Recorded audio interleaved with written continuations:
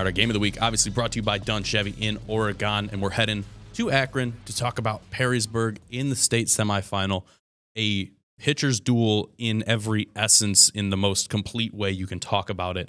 1-0, the Yellow Jackets fall to Mason, but a heck of a performance throughout the season and on the day for the Yellow Jackets, and especially for Matt Hubbard in this one. Yeah, Matt Hubbard, in my eyes, was the key cog in the wheels system, whatever you want to call it, for Perrysburg and really in all of Northwest Ohio within the postseason as you went through the sectionals, districts, regionals, and then state.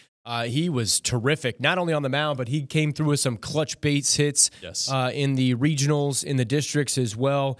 And they were making a return trip to the state tournament for the first time in 13 years, and they relied upon him. He was great. And then in this game against Mason, Mason is a perennial power out of southwest Cincinnati area, and they have just been a great team.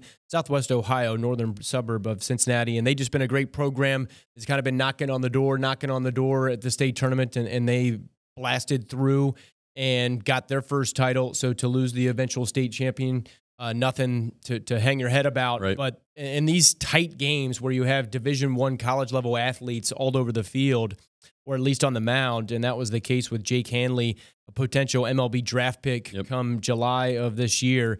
And the difference in these games, Adam, one pitch, not even necessarily one at bat or one inning or one half inning.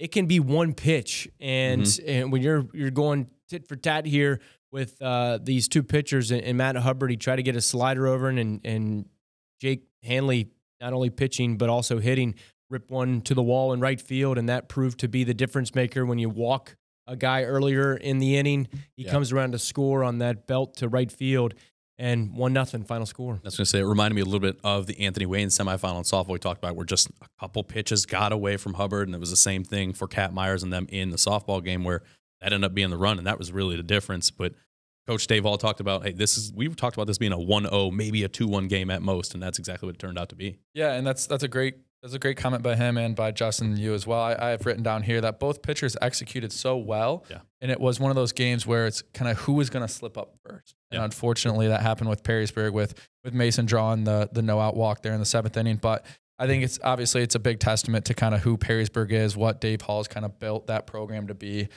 being able to get back to a Final Four after coming 4th in the division in the NLL, being able to be tested in the postseason and being able to make a run like that.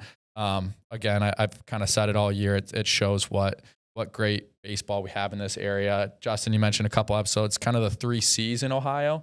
Columbus, Cincinnati, Cleveland are kind of huge for baseball right now and a lot of sports. But Perrysburg taking down Eds to get to the final, taking down one of those teams from those areas, and obviously Mason just a little bit too much for him. Yeah, and one more comment in the sense of Matt Hubbard versus Jake Hanley. So Hubbard committed to UT, Hanley committed to Indiana. So you got MAC versus Big Ten there.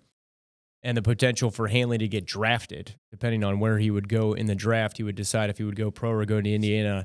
So the difference between a MAC level commit and a Big Ten level commit, not much. Not much. 1-0 game, give up 5 hits for Hubbard. And what I would say to Matt Hubbard out there is, hey, now you got your college career, just narrow that gap.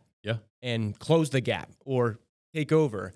And it can be done at the Mid-American Conference level. We've seen plenty of BG and UT guys get drafted, go pro. UT's had MAC Player of the Years the last few years. So Hubbard, a heck of a career. Shout out. He was one of our BCSN Honors Male Athlete of the Year nominees. Played baseball, basketball, and football.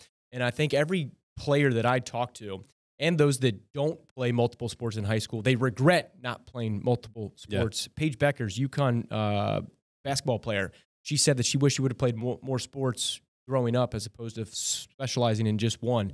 But hats off to Matt Hubbard. I love my 3-sport athletes, and he's one of them. Yeah, Coach Hall talked to this team throughout the season and said, what do you want your legacy to be? I think they have cemented themselves as a legacy team for this Perrysburg program.